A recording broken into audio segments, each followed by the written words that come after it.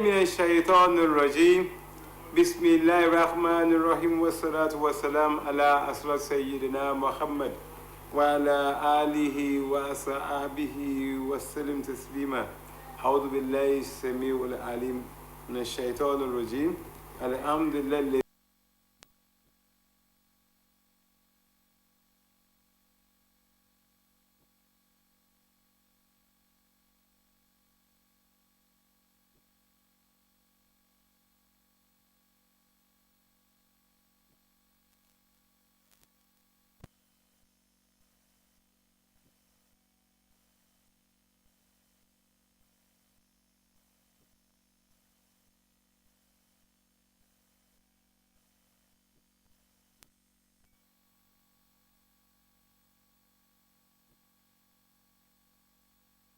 Another opportunity to witness the best day in the week, as we all know that Jummah, some people call it Friday, is the best day of the week. That is the day when Almighty Allah we allow the greater number of angels to descend onto the world, onto this world.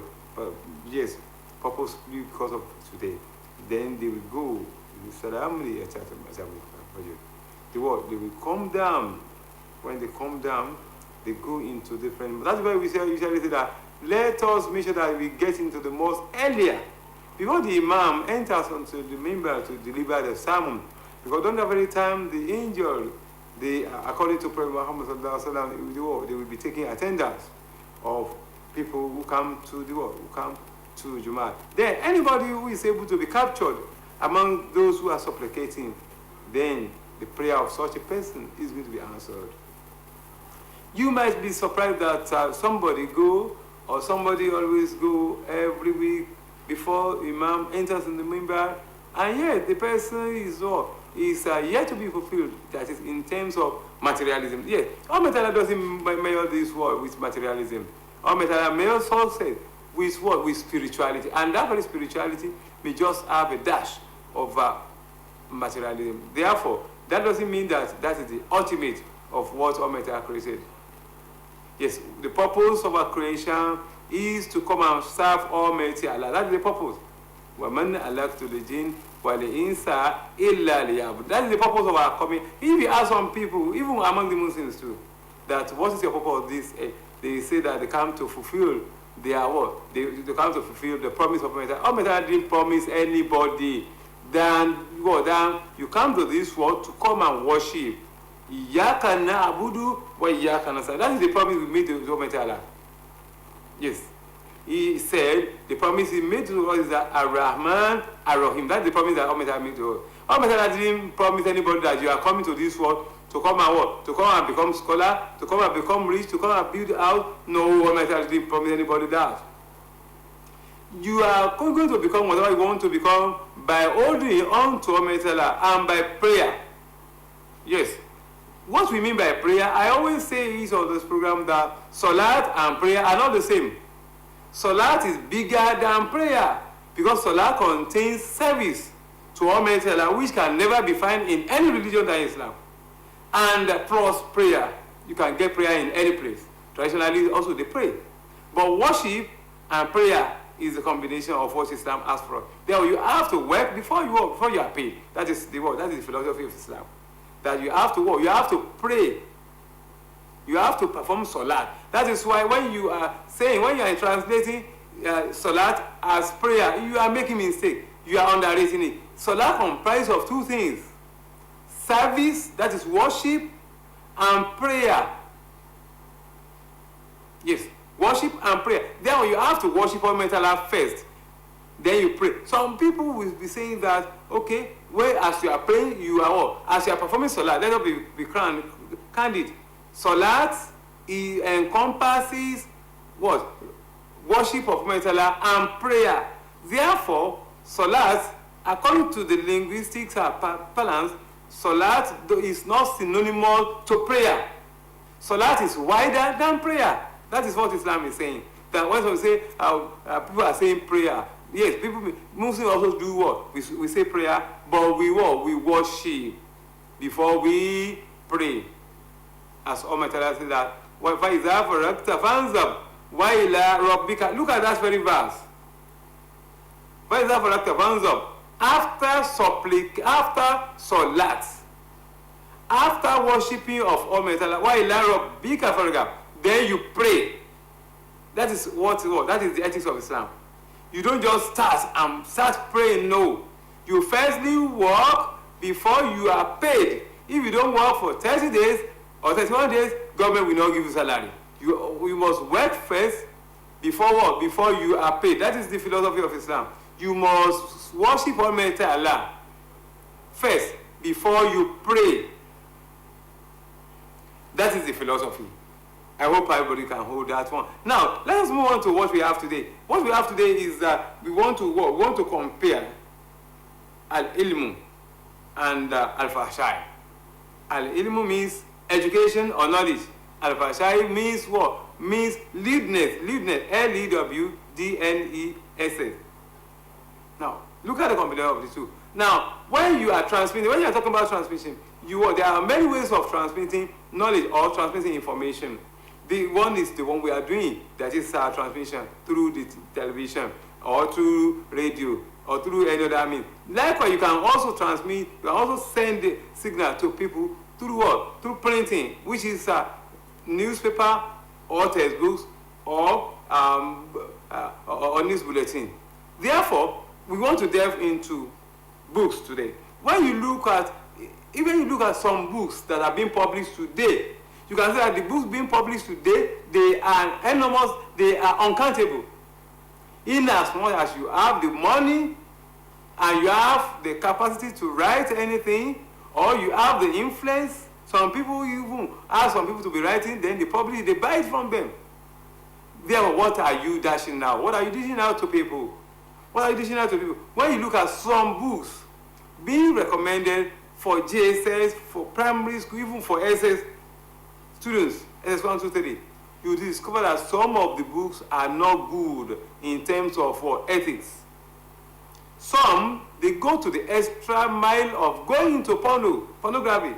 Some go into some things that are not supposed to be hearable by reasonable pupils.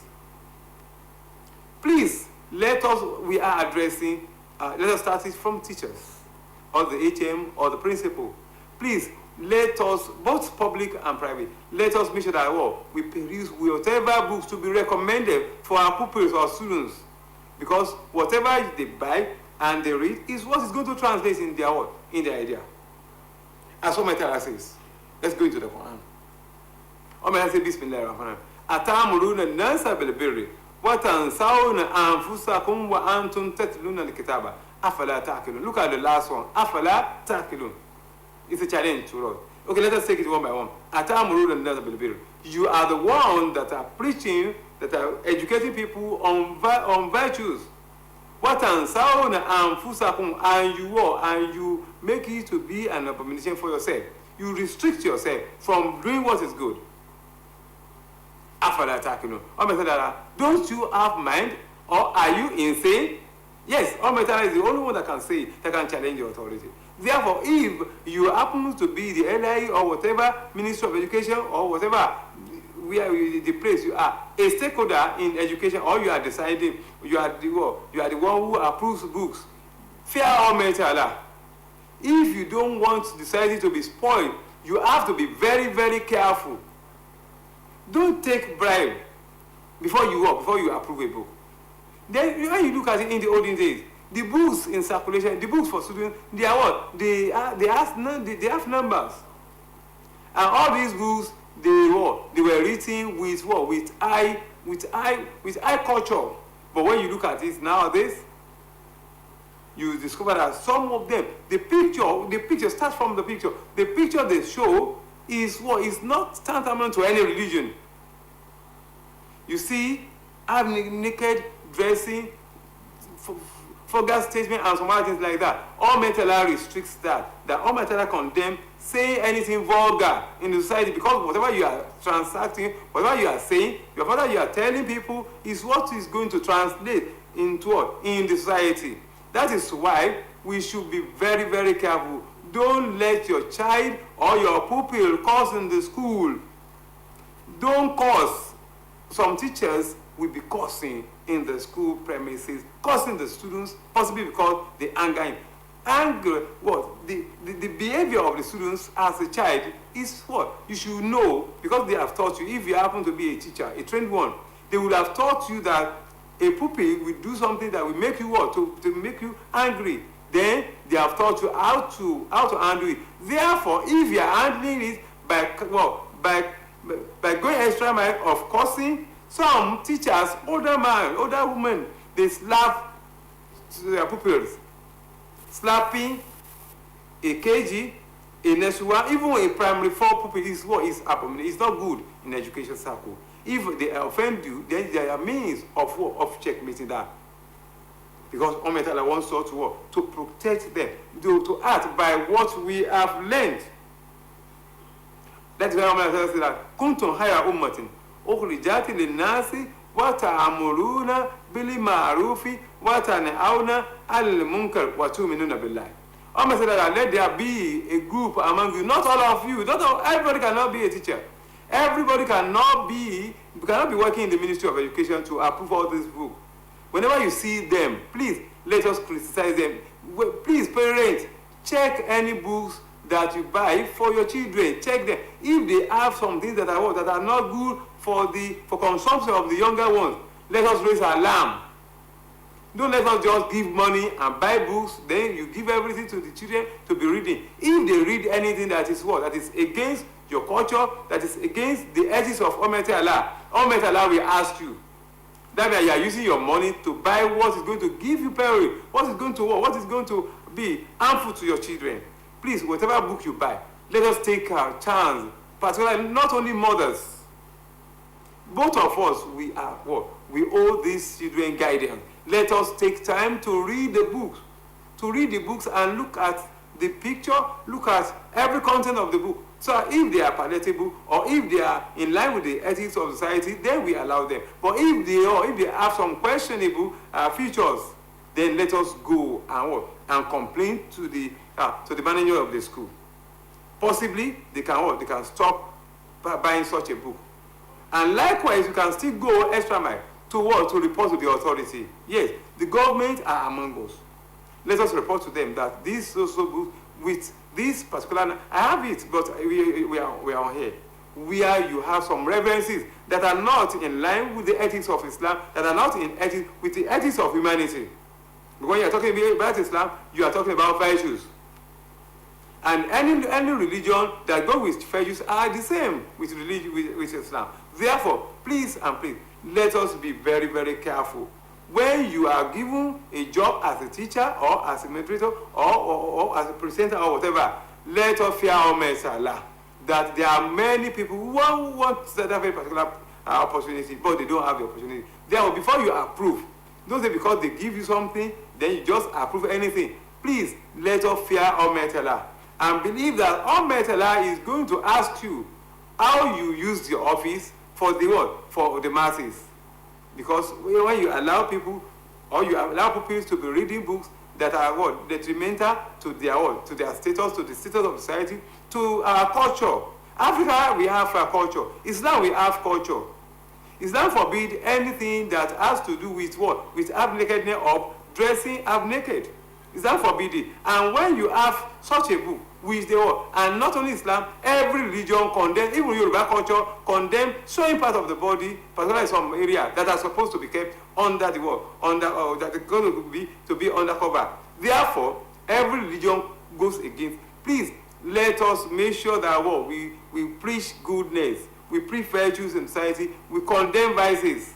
So when you are doing that one, then you are worshiping. Look at what Muhammad said. He told the disciples that worship Almighty Allah with in your 24 hours. Then they asked him, how could they do it? Because they have to market, they have to do their church, they have to do something. He said that yes.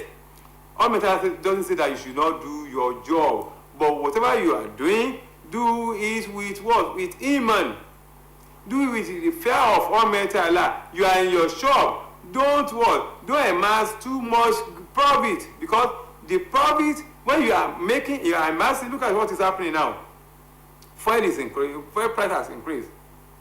Then some people will take that very opportunity to what? To increase it beyond the normal level. People who are in charge of that one, they should fear Almighty Allah. Some of them are Muslims too. They put religion apart, then they say business apart. Business is not apart. Prophet Muhammad, he was a trader, and he knew how much gain he made. Then how much gain he didn't gain. Therefore, there are some haram in gains. If you don't know, not every gain is gain. Please let us be very, very watchful about this one. Whatever you want to dish out to people, make sure that they are in line with the faith. The Prophet Muhammad is telling the people that when you are doing your business and you are doing it in line with the dictate of Almighty Allah, the Almighty Allah will be giving you promise, or will be giving you reward for it. You are doing your business, you are making your money, you are making profit, and at the same time, look at what happened to Sayyidina Abu Bakr. Abu Bakr was regarded by Prophet Muhammad to be the most successful businessman in the world. Abu Bakr, the most successful businessman in the world. What did he do? We need to know that. What did he do? What he did is that the first day he accepted Islam, as an adult. Very rich man, a business tycoon. Then when he accepted Islam, by conviction, not by force, Islam was not spread with force. When he was convinced, Prophet Muhammad, he convinced him that whatever you have on this earth, Almighty Allah is where you are. You are going to report to Almighty Allah, and you fear Almighty Allah. Don't do anything against humanity, irrespective of religion. Then he accepted Islam. Then he told him what he has Prophet Muhammad, what are my duties as a Muslim. Then he told him that justice is the first one. The second one is worship of Almighty Allah, and you must be you must love your others like yourself. He told him that. Then when he went into his business, he went into his shop. Then as he was selling, he was preaching Islam to the people that, okay, this is the amount I bought it, this is how much I want to sell it.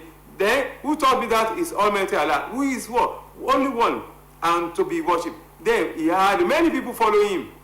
Then they followed him, they accepted Islam. Then he took them to Prophet Muhammad. These are the people that have been converted into Islam through him. Then the Prophet said on that day that you are the best businessman on earth. And he happens to be one of those who are going to enter into Al-Jannah. They have gotten their certificate of Al-Jannah from this earth, from their life. Then he is going to be among those who are going to enter into the best Al-Jannah. Therefore, we can emulate him. In whatever we are doing, let us have piety, let us fear Almighty Allah. In whatever we are doing, don't think that people don't see you. If people don't see you, Almighty Allah sees you. In whatever you are doing, do your work diligently and industriously. Then Almighty Allah is there to reward. Even if your bosses are not rewarding you, they are not one. That is what Almighty Allah taught Prophet Muhammad. Don't expect people to say thank you. Don't expect people to say well done. Expect Almighty Allah to say well done to you. Then Almighty Allah will say well done to you on this earth and hereafter. رَبَّنَا آتِنَا فِي الدُّنْيَا حَسَنَةً وَفِي الْآخِرَةِ حَسَنَةً وَقِنَا عَذَابَ النَّارِ. That is what Almighty Allah will use to reward you. Therefore, let us follow that very injunction and do righteousness, and Almighty Allah is there to reward. I want to appreciate all the machinery that made today's production a fulfilling one. I appreciate you, Mama D. Thank you very much, my bros over there. Thank you, my pastor. Thank you very much for your support to this program. I want to appreciate everybody. I'm Adeleke Abdul Aderotimi. By the grace of God, we are going to meet again next week. Ma'asalam wa ila liqa.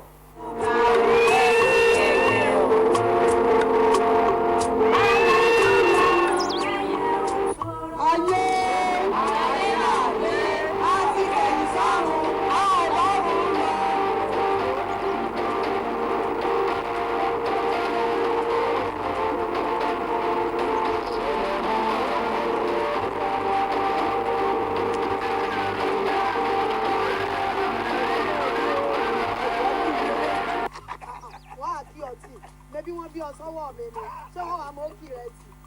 Ẹgbẹ́ mi ẹtì bí ló sálẹ̀ gbogbo fún mi. Mo tú o, ìwé bàbá mi ká má fọ̀rọ̀ lẹ́sàn-án, ọ̀rọ̀ pàtàkì ni mo rán mi sí òsì.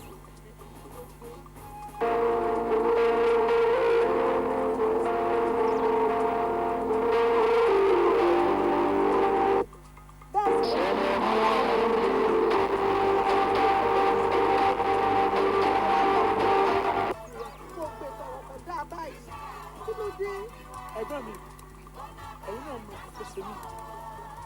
bẹ́ẹ̀ sì ni mo mọ iye tẹ́yìn náà ná lórí ọ̀rọ̀ oyè yìí mo mọ iye tó jáde lápò yìí ṣé àwọn pé kì í ṣe nǹkan tó dáa ní kẹ́yìn ìwé fún oyè tó mọ̀ jẹ́ àìsí àbá kan lè kẹ́yìn ọ̀gá ó yẹ kẹ́yìn náà mọ̀ pé yóò níyàn ẹ̀yin gan-an mo mọ iye tó bá lápò yín gẹ́gẹ́ àbí òye tó bá lápò sí náà ni. èmi ò torí ìyẹn ò ní